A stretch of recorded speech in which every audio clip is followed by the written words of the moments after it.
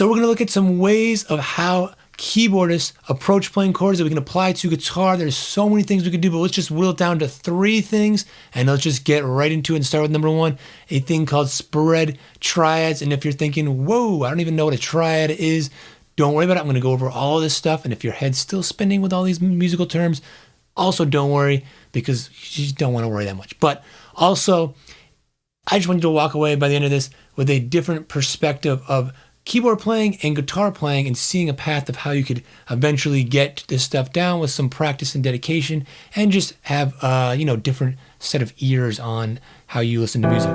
So triad is just, you might think, 3-note chord, basic chord. So a C chord is made up of a C triad, just those 3 notes. And if we're going to use a little simple progression here as examples throughout this, C, D minor, G, C. So let's do that. It'll be our basis, right? And how we can change this around on piano, and then how we're going to look at it on guitar as well. So a spread triad is taking the middle one, this E note, putting it up an octave. So here's your regular one where notes are kind of bunched close together. Spread triads, things are spread out. Just listen to how it sounds. Doesn't matter if you don't get the concept and all these terms, it's okay, whatever. So we can do it for all these. D minor, here up, close, opened up, and then G.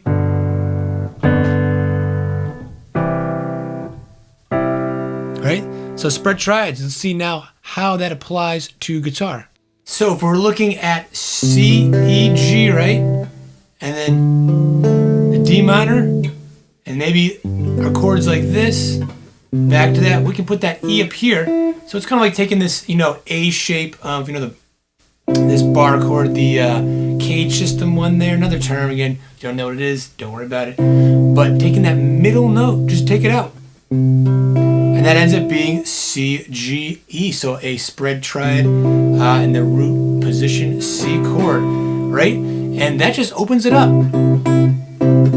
Just taking that note out. And now, yeah, I am playing finger style. That does kind of mimic playing keyboard. Probably should be rule number 1, right? Play with your fingers. It helps because you can play specific strings, but we don't have to. We could just play, with a pick like this. Just lean over on purpose. Make sure you're muting that string. So I only hear those 3 strings. Gives you a different sound. Now D minor, same thing. Just take that note out. You can play a G like this, but just play just these 3. And then there you go. So that just opens things up a little different, and you can apply this stuff to soloing, rhythm playing, getting kind of funky. But you could also do a little spacey stuff, like say I throw on my delay here, I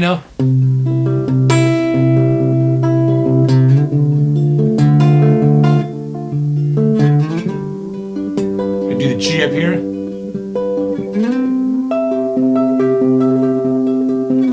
Things like that, because it already gives you a more open sound. So kind of helps if you want to get a spacier sound, open things up.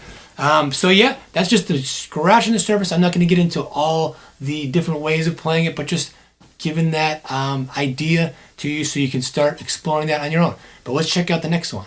Well, we also could be going along doing these triads, right? The last one, we could be doing this spread triad here. And doing this thing here, makes it sound really resolved. We're going to get more into that a little later when we kind of really tie it all together. But for now, let's look at the next thing that keyboardists do a lot of, is called inversions, that guitar players just don't typically do. They especially don't do spread triads all that often, but inversions not as well either. And that is just flipping the chords around. So this would be called a root position chord because you got C in the bottom. But if we just put this one on the bottom, so this one goes up an octave. So now E is on the bottom instead of C. That is called a first inversion because we're inverting it around. And it's a little confusing because you think this would be the first one, but it's actually the root position because you got the C in the bottom. And then first inversion, and then putting this one on the bottom. And that is the second version. And then you could keep going back to a root inversion, just a little higher up, up what they call an octave. And you could do that for all the chords. And the reason for that is it really makes things so that you can play chords lots of different ways. They each have a little bit of a different sound, even though it's the same notes, same 3 notes, but they're spaced out differently. So they have a different kind of quality, you know, so you can be more deliberate and you can connect chords a lot better, especially what we're going to look at last. But let's see how we can apply that to guitar first. So now inversions on the guitar. If we take, again, this C right here, well, if we just play this E over here, so these same 3 notes, like this, but like that, that's our first inversion. So root position, first inversion. We actually have 2 C's in here. We have C, G, C, and E. So those 3 notes, but just two C's. You end up with 4 notes total.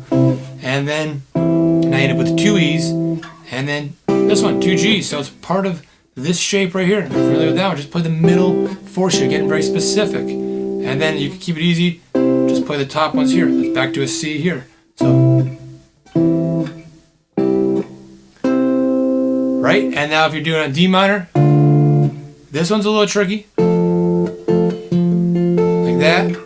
Part of this D minor chord here. And then play the top 4 there. And then G. There's different options. Some of these do get tricky, but again, I'm not going to go over real thorough stuff with this, but more just kind of introducing, you know, the concepts and stuff. And now we could, you know, give some more movement. So if you're going along like this,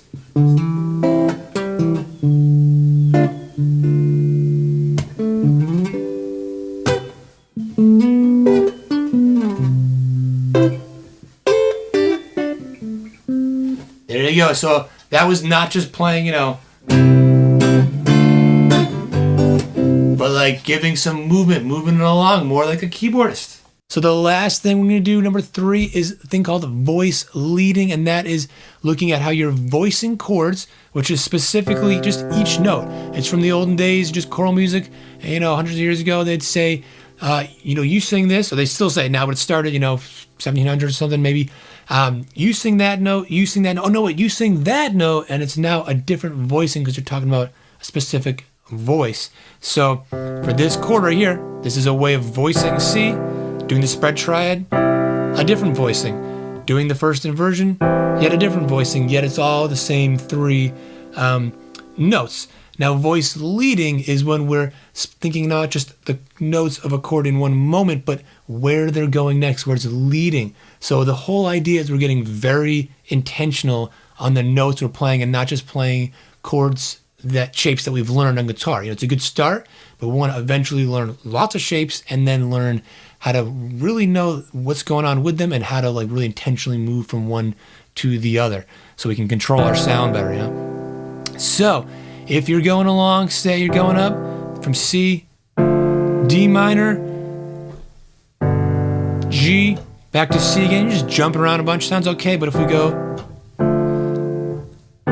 second inversion G, whoa, now that's much better because the voicing on the bottom stays the same. That's called a pedal. It's a nice thing. And then these just move up real close. So there's all types of voice leading techniques. You know, it can be like the French something, parallel this, that, from these different time periods. I used to have to study this stuff in school, and some of that stuff, a lot of it actually, I forgot because I don't play a ton of classical anymore. But it's the principles that are important of just keeping it very close a lot of times, nice and smooth. And then, ooh, down there, nice and smooth. But what if we get it even better? Oops, if you get the chord right there. That last note up here, right here, it really wants to go up to there. So if you go from that up to this one here, resolve is a little better, but still a little hanging there. If you want to really resolve it, we could do this. Put the C in the bottom as well. So C in the bottom and the top really makes it sound resolved very smooth, much more than that. Is it better? Not necessarily, but if you want to be able to resolve it, there you go. That's the voice leading kind of ideas of how to do that. It gives you a lot more power. That's just scratching the surface of voice leading. It's not all about resolving things like that. But let's see how we can apply that to guitar and sound more like a keyboardist. So applying the last thing here, which is kind of putting all together the voice leading, We could do so many things with this, but let's say, actually, let's go to an open way of playing the chords, right? So if you're used to playing your C just like that, D minor, G, C, right? We could now be going like this. Instead of just jumping around doing whatever, think about the top note. Let's think about that top note.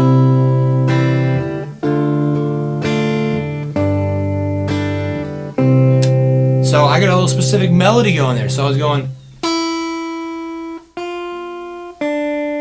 with each chord. So I'm playing C, regular kind of open C, D minor, but instead of playing G like this, I'm playing G like this, or I played like that, but I played this D note here. If you ever play a G like that, just playing that D on top, it's in the chord, and then finishing C instead of playing the whole thing, just stopping on C the note, so it sounds more resolved. So,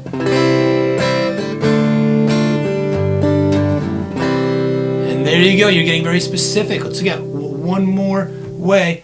Say we played, this little melody on top. Put a C with a G on top.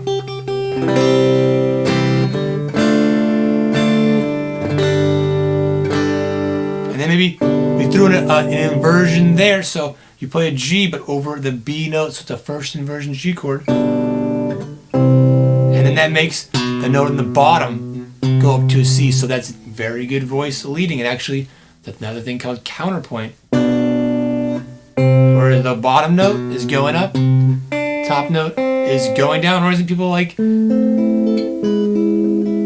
stairway to heaven so much? You get counterpoint right there, going down, going up, going down, going up. So again, with this one, we've got a little melody. Start going.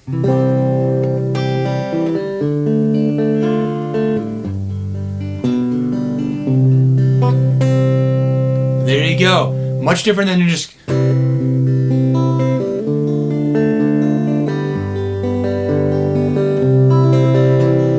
which is of course perfectly good too, but now we're much more intentional. We're taking control and we can get more melodic and kind of move chords together. Move chords in ways we want to specifically do that. Now, if this stuff was helpful, you want to learn more about some of the music basics of theory, I have a series called Music Theory Basics. I'll put a link in the description down below to a playlist. I think I got about 11 videos on there.